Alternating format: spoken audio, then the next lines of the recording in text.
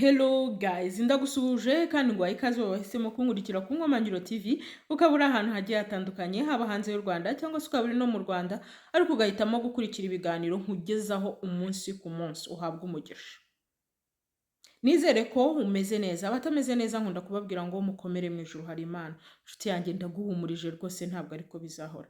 Erega turi mu isi yandujwe n'umubi, sibyo? Ariko Kristo ntabwo yigeze adusezeranya kuba mu isi itarimo ibibazo, ahubwo yadusezeranije amahoro mu gihe turi muri ibyo bibazo.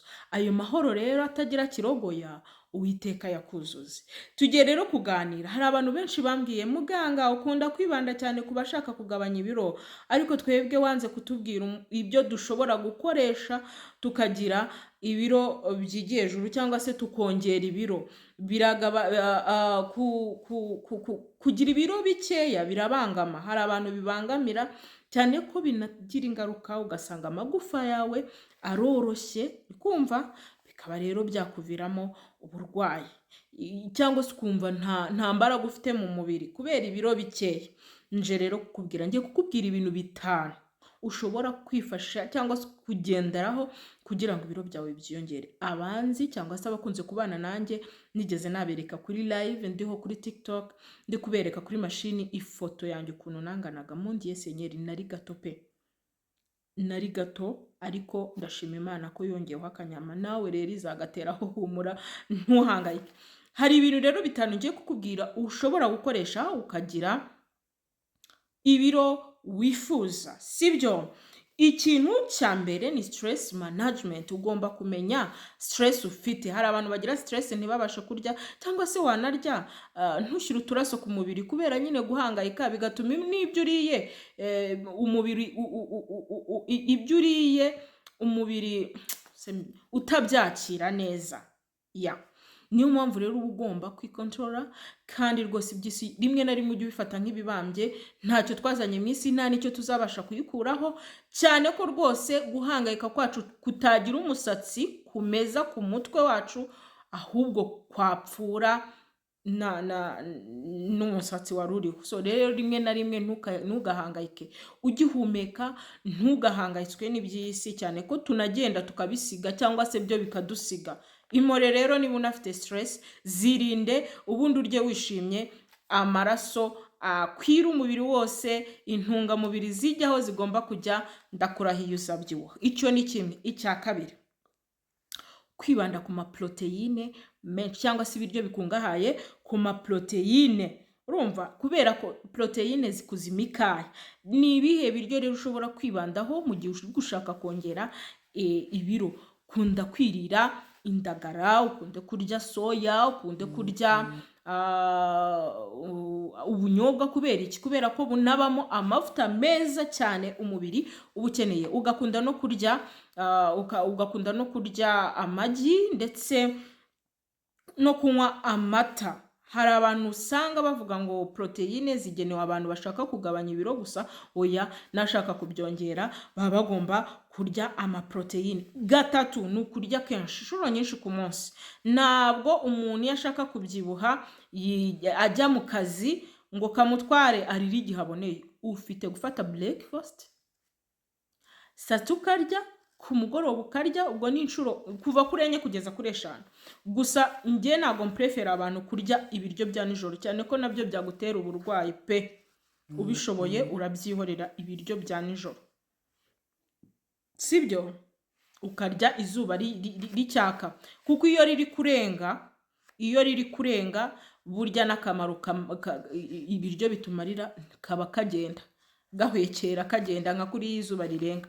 So ni byiza rero kurya inshuro nyinshi, ukareba ikintu ufata. Ikindi ukareba kandi kantu wongeraho kuri iryo funguro. Niba bamwe barya umugati n'icyayi, wowe wongereho umuneke cyangwa wongereho avoka, sibyo? Uzabyibuha. Hari n'ikindi ugomba kwibandaho, ni ibiryo bikungahaye mo intungamubiri ariko nkeya cyangwa se ntoya, sibyo? Ari ibyo bita nutrient dense food. Ni ukuvuga ngo ni ibyo biryo bikungahaye ku ntungamubiri ariko nkeya, sibyo? Urugero, cyakora cyo hari abantu bibwira ko kubyibuha cyangwa se kongera ibiro ari ukurya ibiryo uko wiboneye. Bitandukanye n'ukuri. ko ushobora kurya uko ubonye ukabyibuha mu kajagari ugasanga wabyibushye inda gusa nta tubuno ntaki. Niyo mpamvu rero uba ugomba kurya neza, sibyo? Aho kurya mayonezi ukarya avoka nyinshi, aho kunywa fanta ukanywa amata menshi. Muri fanta n'ubundi nta kirimo uretse isukari rwose, ariko mu mata aba arimo amaproteine umubiri ukeneye, bityo bigatuma ubyibuha, sibyo? Icya gatanu, gukora siporo. Abantu bakunze gushaka kongera ibiro babwira kuba cyangwa se babwirwa kuba bakora siporo, kuko siporo ntabwo ari abantu bashaka kugabanuka ibiro gusa, ahubwo na ba bandi bashaka kubyongera ni nziza. Ahubwo aho ruba ruzingiye ni ukurekipera nyuma ya siporo, ko hari abantu usanga banakora siporo ngo barashaka kunanuka, ariko kubera ko bazivuyemo bakarekipera bakarya cyane kubera umubiri ubasaba, ugasanga ntibananutse bakomeje kubyibuha. Nayo mpamvu rero nkubwira ngo siporo burya itera apeti.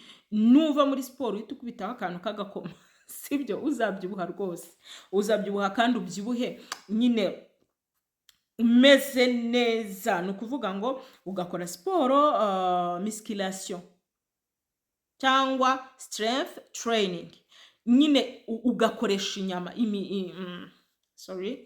imihore ni ugukoresha umubiri wose muri rusange siporo, umugongo, amaguru, amaboko, ahantu hose nyine, ku buryo ahantu hose siporo ihagera bizagufasha cyane. Ikindi, hari smooth ushobora gukoresha ukagira ubuzima bwiza.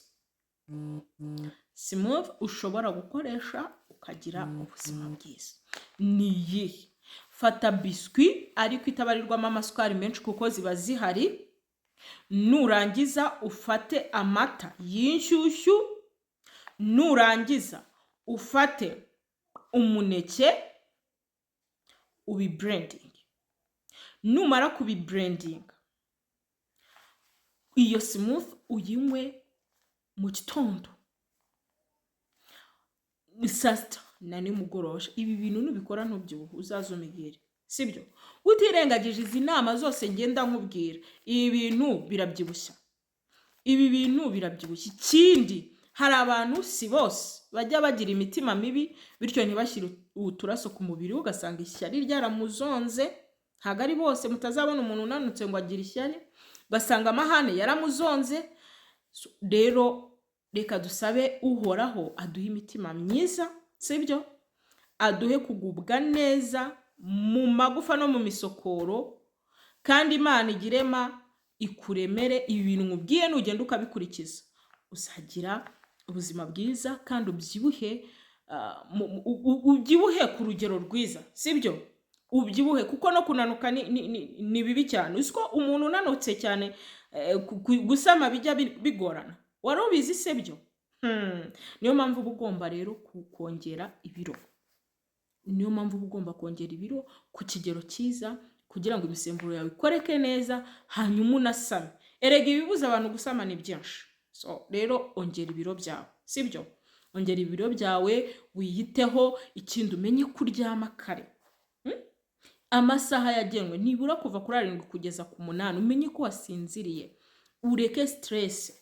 Ibintu byose ubibone, nyine hari ibyo utagomba gutindaho. Ibintu bigutesha umutwe, ibintu utari bubonera ubusobanuro, birenge wibyibuhire. Ntukarara utariye kubera ko hari umuntu wakwanze, kubera ko hari umuntu waguhemukiye. Jya urya, ugomba kwikunda, kuko uwo mubiri wawe uri gufata nabi niwe muzinjirana mu gituro, kandi ni nawe muzazukana. Ikunde rero, sibyo? Ukunde n'umubiri wawe, kandi nta mbaraga y'umuntu yabishobora uretse Imana yonyine ibidushoboza. Imana itugirire neza. Reka nkwibutse gukanda subscribe utaragenda, please. Niba utarayikanda, kanda subscribe, hanyuma ukore na like. Mujya mwibagirwa gukora like, bikambabaza, kandi mba mbona mwarebye ibiganiro. Imana iguhereze umugisha rero wowe ubikoze. Ndabakunda, Imana ikandusha.